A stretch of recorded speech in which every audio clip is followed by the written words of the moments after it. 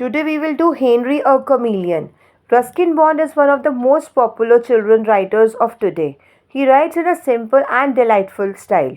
Read this amusing story of an unusual pet or chameleon. This is the story of Henry, a pet chameleon. Chameleons are in a class by themselves and are no ordinary reptiles.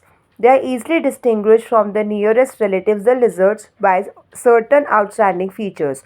Now, I will be describing the features of the chameleon, and this is a very important question. So, let's start. A chameleon's tongue is as long as its body. Its limbs are long and slender, and its fingers and toes resemble a parrot's claws. On its head may be any of several ornaments. Ornaments here means crests, like those on the heads of parakeets and roosters. Henry had a rigid crest that looked like a fireman's helmet. So this is the answer to the question, his features. Now Henry's eyes were his most remarkable feature, and if you want you can add the further paragraph as well. So Henry's eyes were his most remarkable feature. They were not beautiful, but his left eye was quite independent of his right. He could move one eye without disturbing the other. Each eyeball bulging out of his head wobbled side to side, backward and forward. This frenzy movement gave him a Henry a horrible squint. What is frenzy? Hyperactive movement. And one look into Henry's frightful gaze was often enough to scare people into believing that chameleons are dangerous and poisonous reptiles.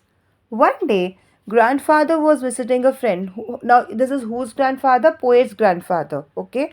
So, one day, grandfather was visiting a friend when he came upon a noisy scene at the garden gate. Men were shouting, hurling stones, and brandishing sticks. Brandishing means waving or flaunting the sticks at the chameleon. The cause of the uproar was a chameleon that had been discovered sunning itself on a shrub. Someone claimed that the chameleon could poison people 20 feet away simply by spitting at them.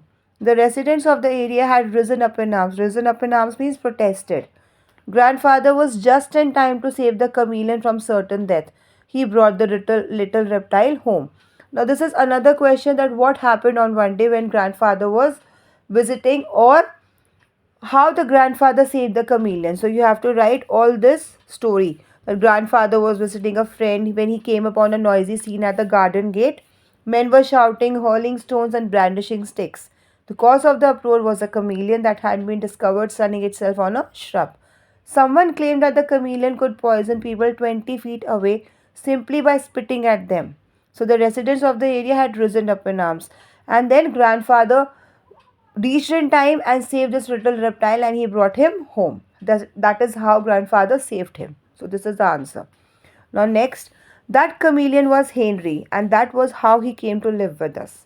When I first visited Henry, he would treat me with great caution, sitting perfectly still on his perch with his back to me. The eye nearer to me would move around like the beam of a searchlight until it had me well in focus.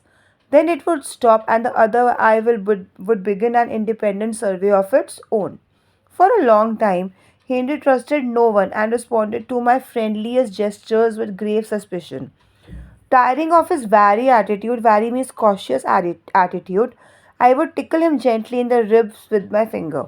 This always threw him into a great rage. Rage means anger. He used to get angry.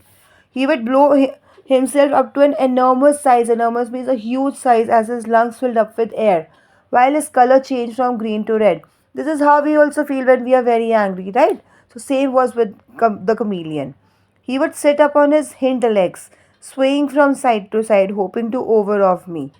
Opening his mouth very wide, he would let out an angry hiss. But his threatening display went no further. He did not bite, so he was not at all harmless. He was not at all harmful. He was harmless. He was a harmless fellow. Okay, so Henry was a harmless fellow because he never used to bite. If I put my finger in his mouth, even during his wildest moments, he would simply wait for me to take it out again. I suppose he could not bite.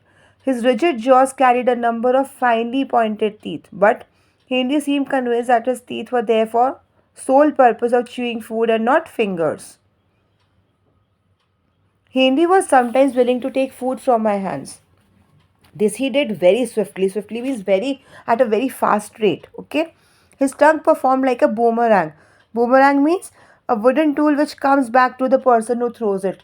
And the speed of the boomerang is very fast. So swiftly means that, okay? So his tongue performed like a boomerang and always came back to him with the food, usually an insect attached to it. Although Henry didn't cause any trouble in a house, he did create somewhat of a riot in the nursery down the road. Riot means noise, confusion, and trouble. Okay? It started out quite innocently. When the papayas in her orchard were ripe, grandmother sent a basket full to her friend Mrs. Ghosh, who was the principal of a nursery school.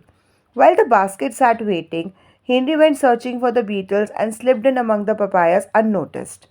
The gardener dutifully carried the basket to the school and left it in Mrs. Ghosh's office. When Mrs. Ghosh returned after making her rounds means checking if everything was running smoothly in her school. Your principal might also come to take the rounds, right? It's the same way Mrs. Ghosh went in her school because she's the principal of the school.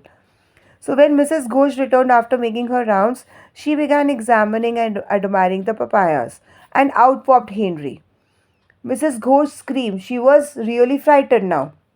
Mrs. Ghosh screamed. Henry squinted up at her, eyes revolving furiously.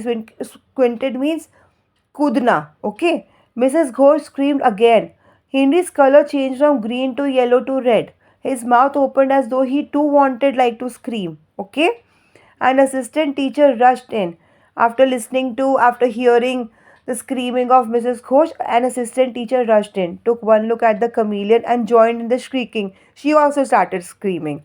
Henry was terrified. He fled from the office, running down the corridor and into one of the classrooms. There he climbed upon a desk while children ran in all directions, some to get away from him, some to catch him. Henry finally made his exit through a window and disappeared in the garden. Grandmother heard about the incident from Mrs. Ghosh but didn't mention that the chameleon was ours. It might have spoiled their friendship. Grandfather and I didn't think Henry would find his way back to us because the school was 3 blocks away. But a few days later, I found him sunning himself on the garden wall. Although he looked none the worse means seemed all right for his adventure, he never went abroad again. Abroad means out of the garden again. Henry spent the rest of his days in the garden, where he kept the insect population well within bounds. So the story is by Ruskin Bond. I hope you have enjoyed the story. Thank you.